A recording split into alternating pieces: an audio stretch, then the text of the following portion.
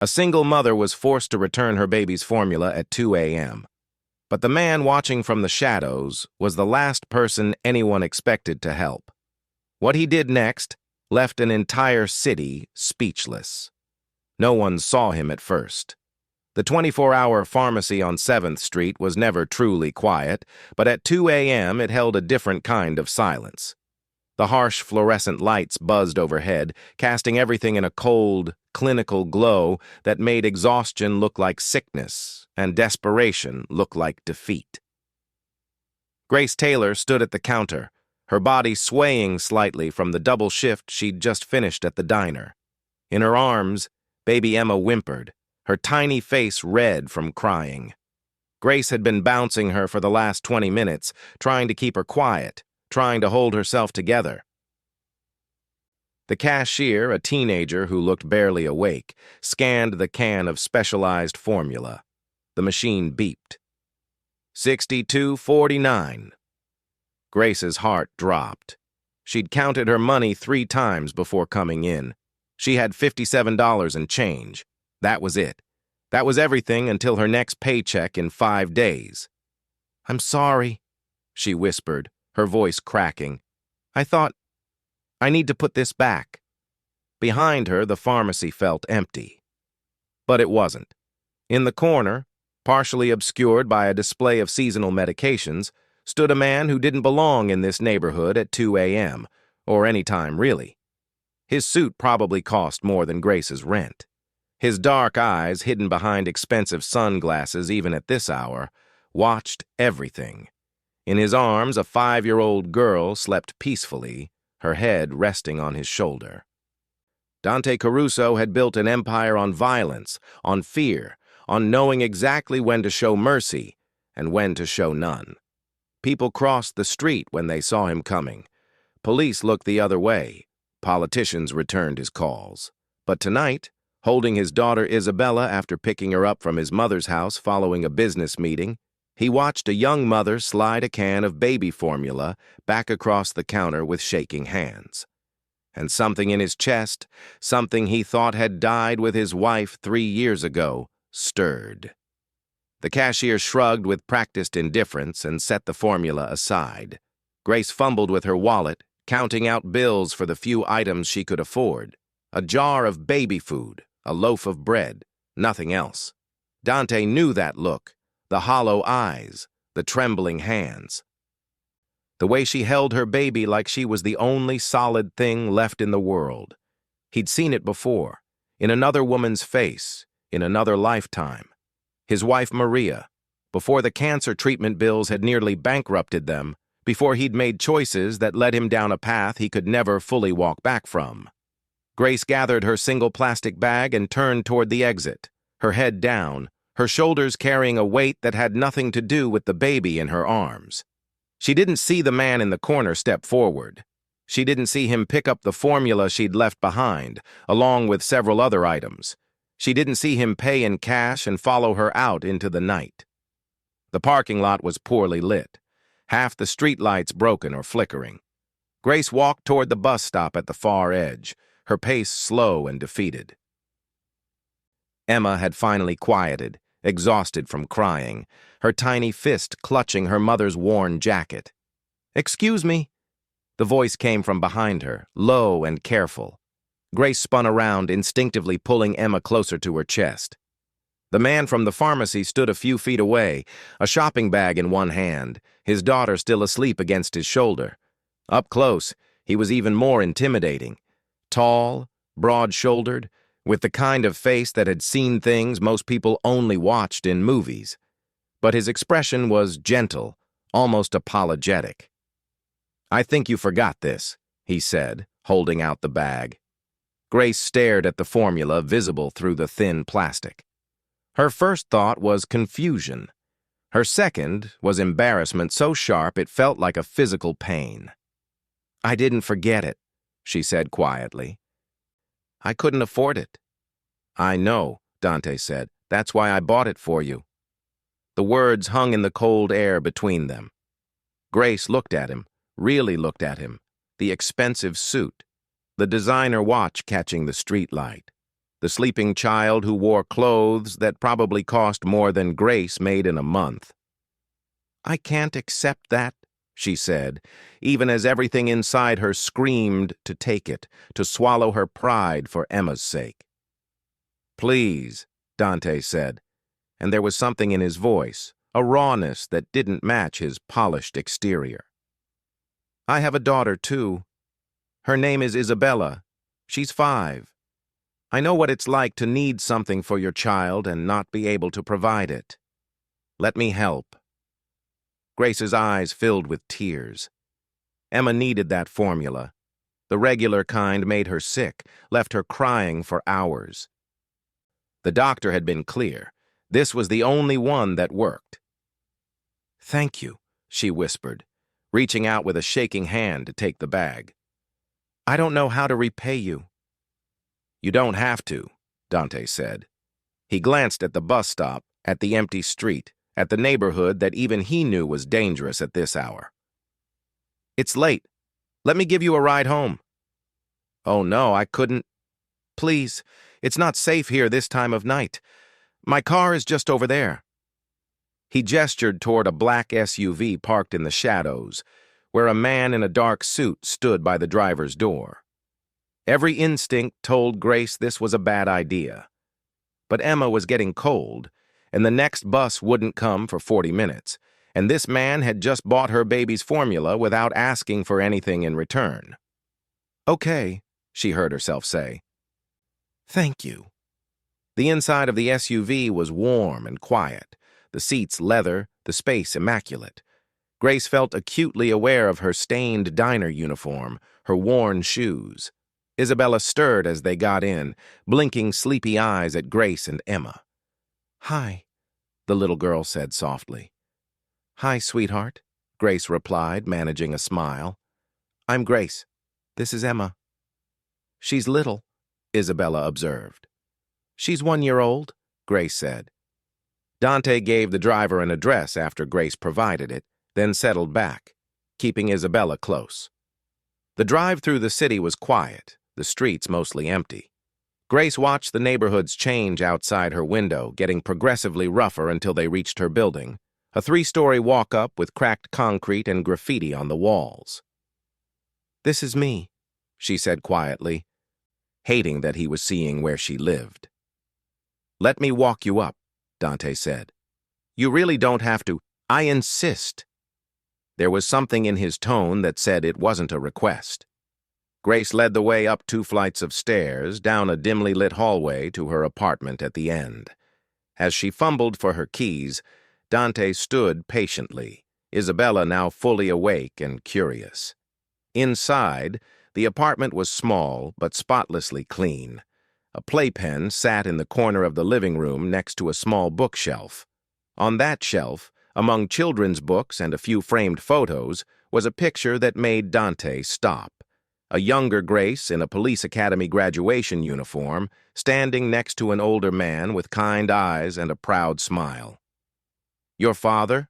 he asked, his voice careful. "Yes," Grace said, following his gaze. "Officer Marco Taylor. He died 6 months ago. Line of duty." Something shifted in Dante's expression, something Grace couldn't quite read. "I'm sorry for your loss," he said, and the words carried a weight that seemed too heavy for a stranger's condolence. He handed her the bags and stepped back toward the door. "Take care of yourself and Emma," he said. Then he was gone, Isabella waving a small goodbye over his shoulder. Grace stood in her doorway long after they'd left, staring at the formula in her hands and wondering who that man really was. Dante didn't go straight home. Instead, he drove through the city, Isabella asleep again in her car seat, his mind churning. That photograph. Officer Marco Taylor. The name echoed in his memory, pulling up images he'd tried to bury. 5 years ago, a raid on one of his warehouses. Dante had been there personally because his wife was dying, and he'd been storing medications, the expensive kind insurance wouldn't cover, the kind you could only get through certain channels. The police had surrounded the building. He'd been trapped. One cop had found him in the back office, surrounded by boxes of cancer drugs, a photo of Maria in his hands. The cop's nameplate had read, Taylor. They'd stared at each other for a long moment. Then Officer Taylor had looked at the medications, at the photo, back at Dante's face. "There's a door in the back," Taylor had said quietly. "It leads to the alley. I'm going to check the other rooms first. That'll take me about 2 minutes." Dante had escaped. He'd gotten the medications to Maria. She'd lived 3 more months because of that mercy. 3 more months where she could see Isabella, hold her, tell her she loved her. Marco Taylor had died in a drug bust 6 months ago, shot by dealers who'd rather die than go to prison. And now his daughter was struggling to buy baby formula at 2 a.m. When Dante finally arrived at his waterfront mansion, he carried Isabella to her room, kissed her forehead, and went to his office. He sat at his desk and made a call. "Sal," he said when his consigliere answered, "I need you to look into someone. Grace Taylor. I need everything. Background, current situation, employment, all of it." "Boss, it's 3 a.m. Now, Sal." "Yes, boss." The information came by morning. Grace Taylor, 27, widowed when her boyfriend abandoned her while she was pregnant. Working 2 jobs to make ends meet, behind on rent, medical bills for Emma's treatments, no family support.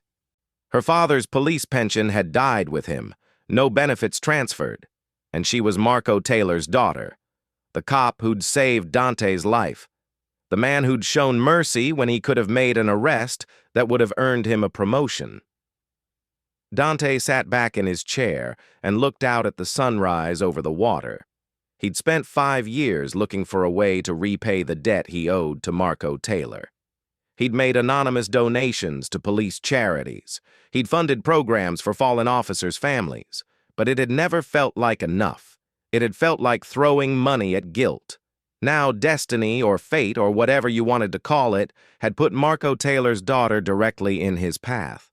A struggling single mother who reminded him of his own wife's struggles.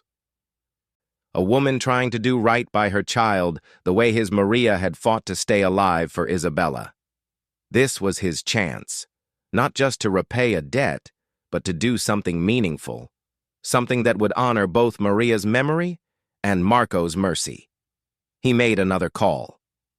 "Sal, I want you to set up a foundation, the Taylor Family Foundation.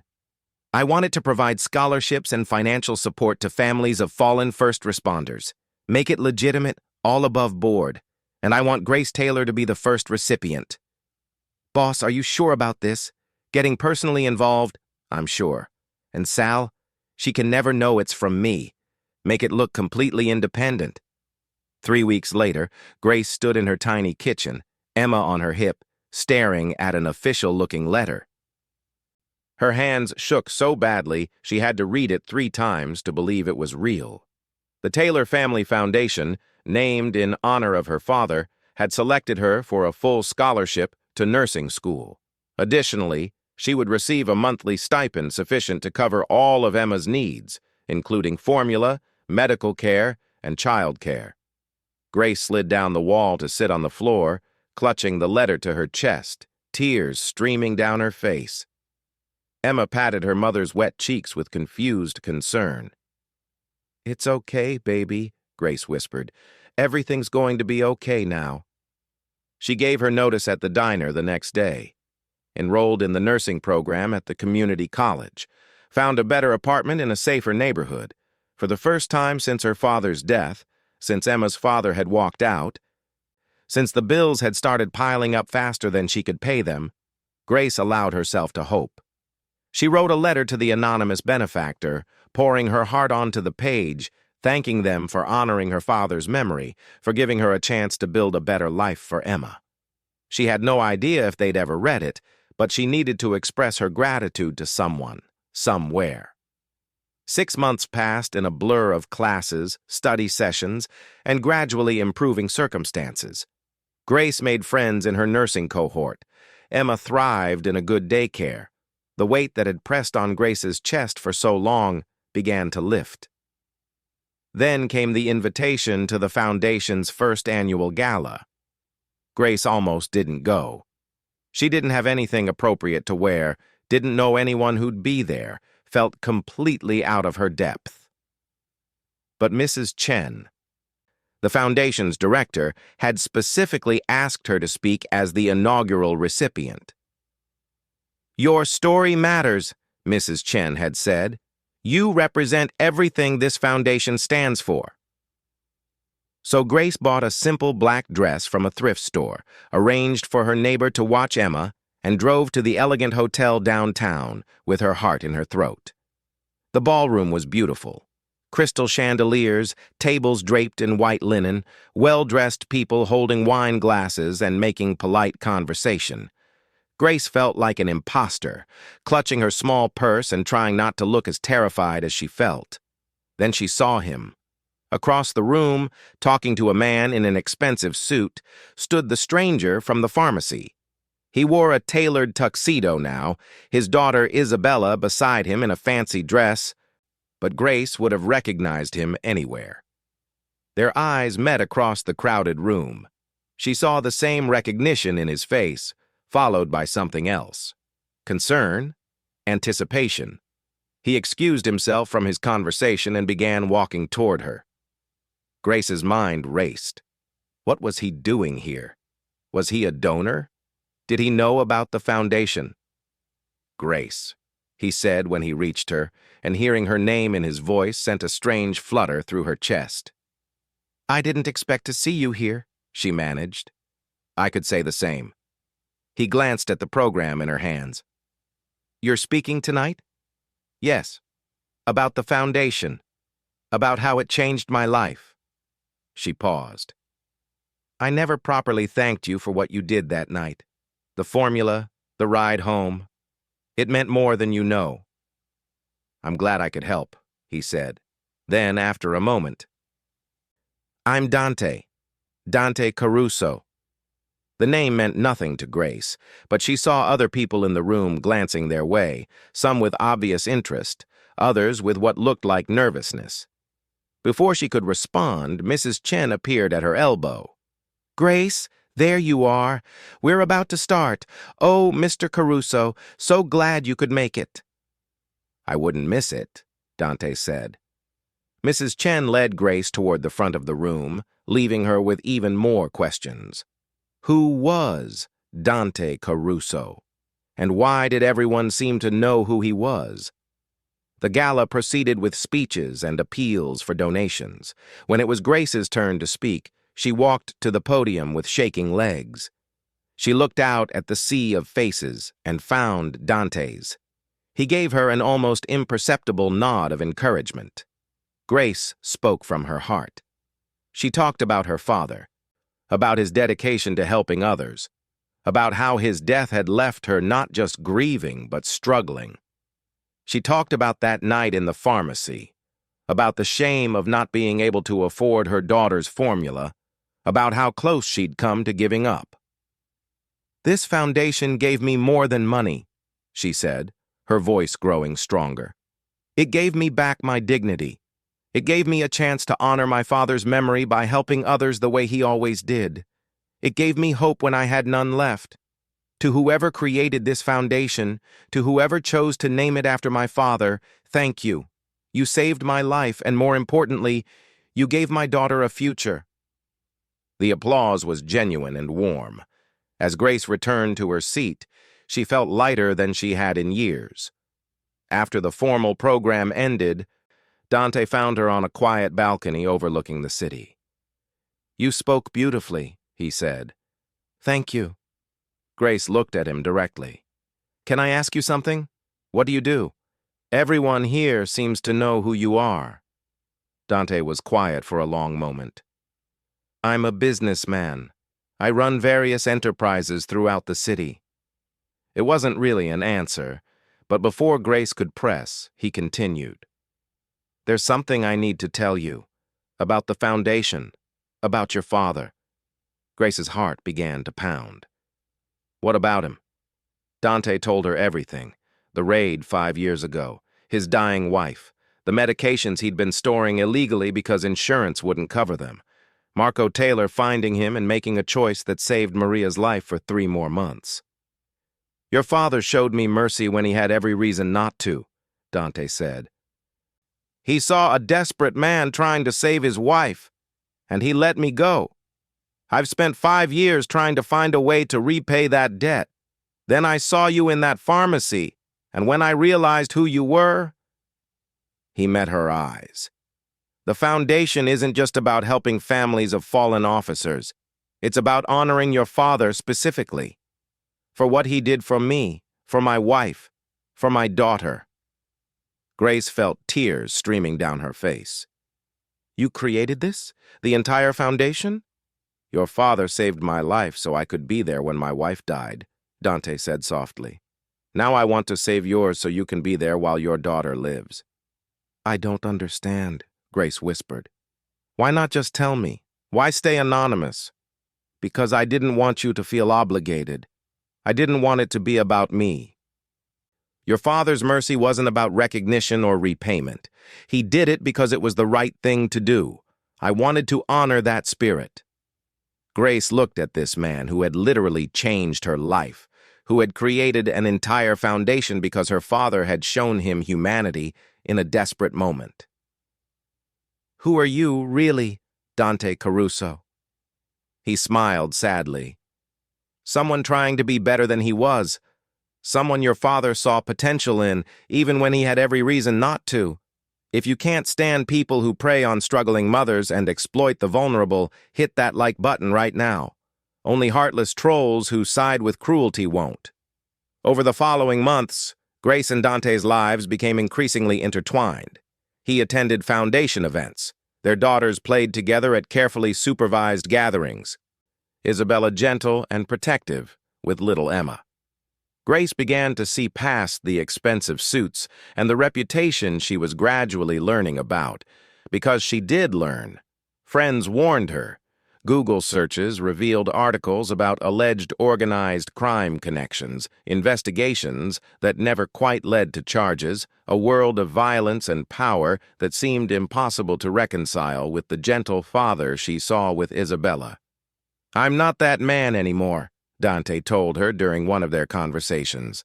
"I'm trying to go legitimate, selling off the enterprises that made me who I was, investing in legal businesses.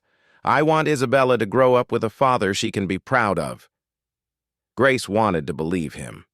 She saw the way he looked at his daughter, the same fierce protective love she felt for Emma. She saw him at foundation events, genuinely interested in the families they were helping, remembering names and stories. But the past had a way of demanding its due. Vincent Marconi had been Dante's underboss, the man who'd taken over operations when Dante started his exit from the criminal world. Vincent saw Dante's redemption arc as weakness, as betrayal of everything they'd built together. He'd been watching, waiting.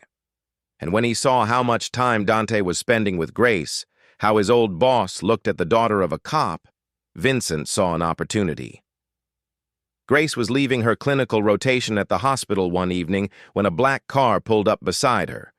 The window rolled down, revealing a man with cold eyes and an expensive suit. "Grace Taylor," he said. It wasn't a question. "Get in. We need to talk about Dante Caruso." "I don't know who you are." "Vincent Marconi.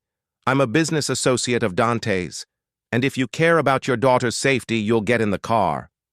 Fear flooded through Grace, but she saw the man in the passenger seat, saw the way he moved his jacket to reveal a gun. She got in. They drove to a warehouse in an industrial area. Vincent didn't touch her, didn't threaten her directly. He didn't have to. He spread photographs on a table. Emma at her daycare, Isabella at her private school, both girls playing in a park while their mothers watched nearby. "Dante thinks he can just walk away," Vincent said. "He thinks he can play house with a cop's daughter and pretend the last 20 years didn't happen. But he's wrong. He belongs to our world, Grace. And you're going to help him remember that." "What do you want?" Grace's voice shook. "I want him back, leading, making the decisions he's so good at, running the empire he built." Vincent leaned forward. Here's what's going to happen. There's a city council hearing in 2 weeks.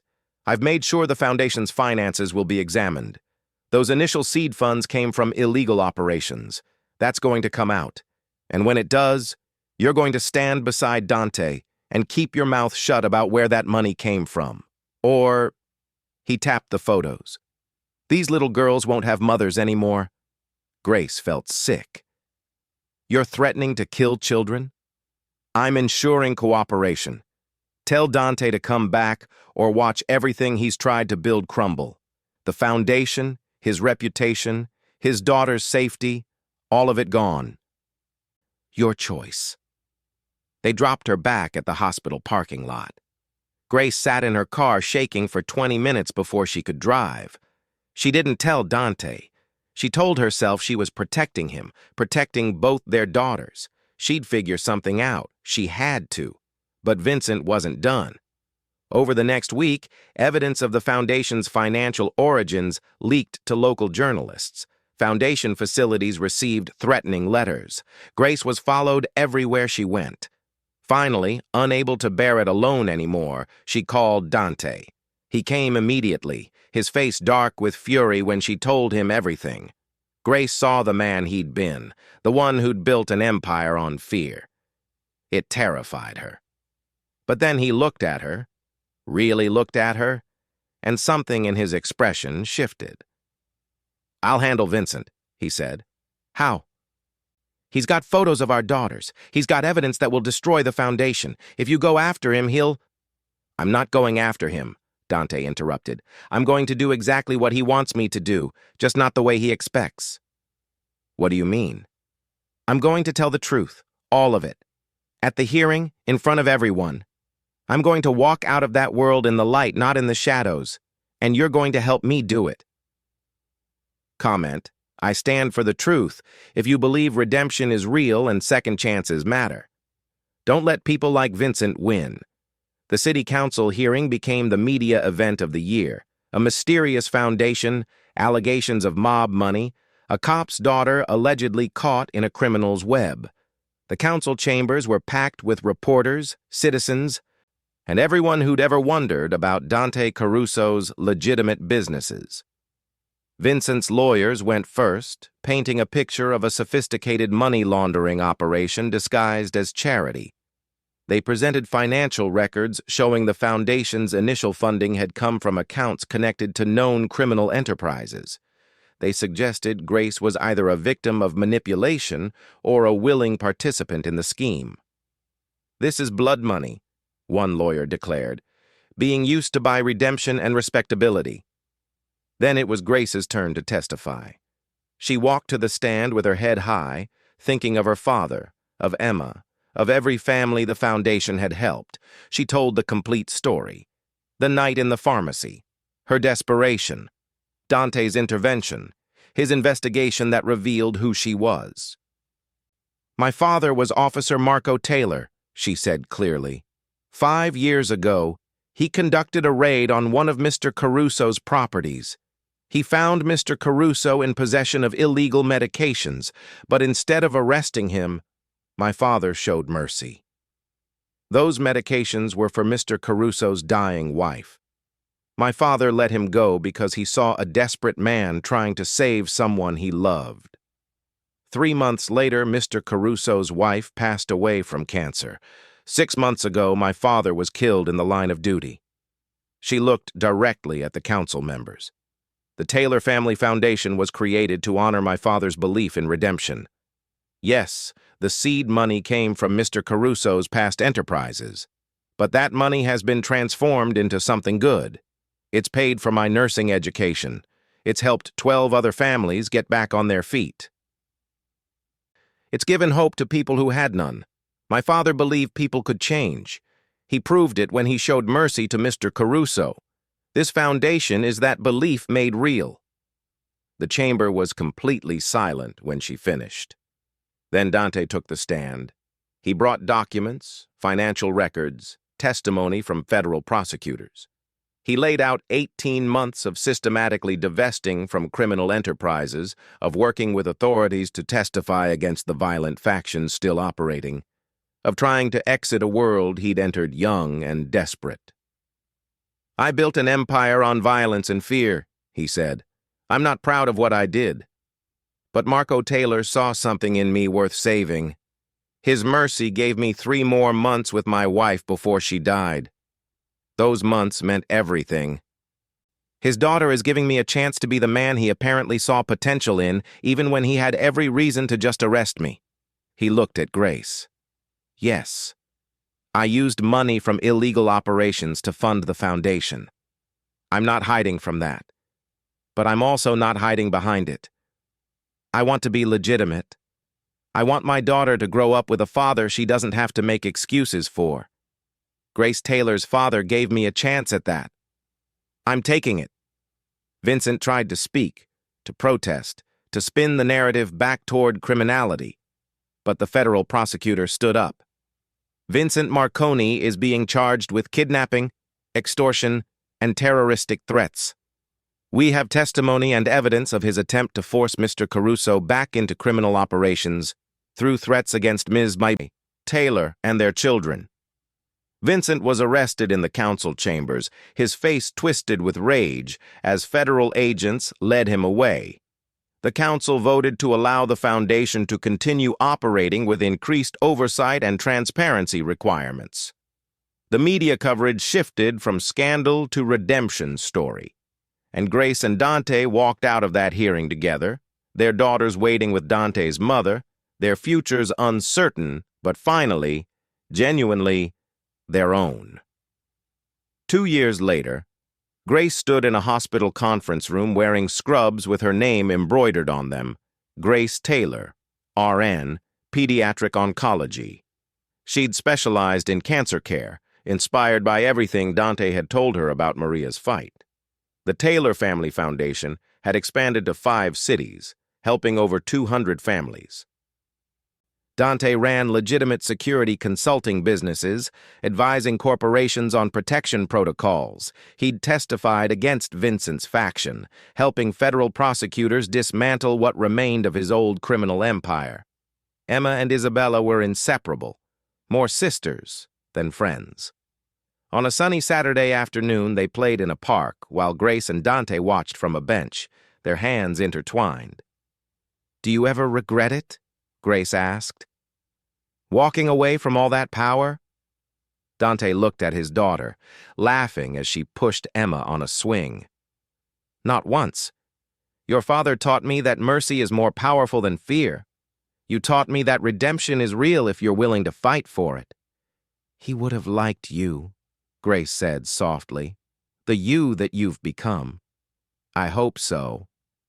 Because I'm going to spend the rest of my life trying to deserve the chance he gave me." They sat in comfortable silence, watching their daughters play. 2 broken families had become one whole one. A cop's mercy had transformed into a foundation that helped hundreds. Blood money had been washed clean through genuine love and hard work. Sometimes the path to redemption starts in the darkest places. Sometimes mercy shown in a desperate moment echoes through generations. And sometimes, when you think you're beyond saving, life puts exactly the right person in your path to prove you wrong. If you believe people can change and redemption is possible, smash that subscribe button right now. Vincent Marconi and people who give up on others won't. Thank you so much for reading Grace and Dante's story to the very end. If you made it this far, you're truly part of something special, and I appreciate you more than you know. What did you think? Could you trust a man like Dante who came from such a dark world? Would you have taken the risk like Grace did? Or would you have walked away? Do you believe in redemption that starts from mercy and grows into something this powerful? Drop your thoughts in the comments. I read everyone. If you enjoyed this tale of unexpected kindness, dangerous pasts, impossible choices, and a love that conquered fear, hit that like button and subscribe so you never miss another story like this one. Until next time, remember, sometimes the most dangerous thing you can do is show mercy to the wrong person, but sometimes that wrong person turns out to be exactly right.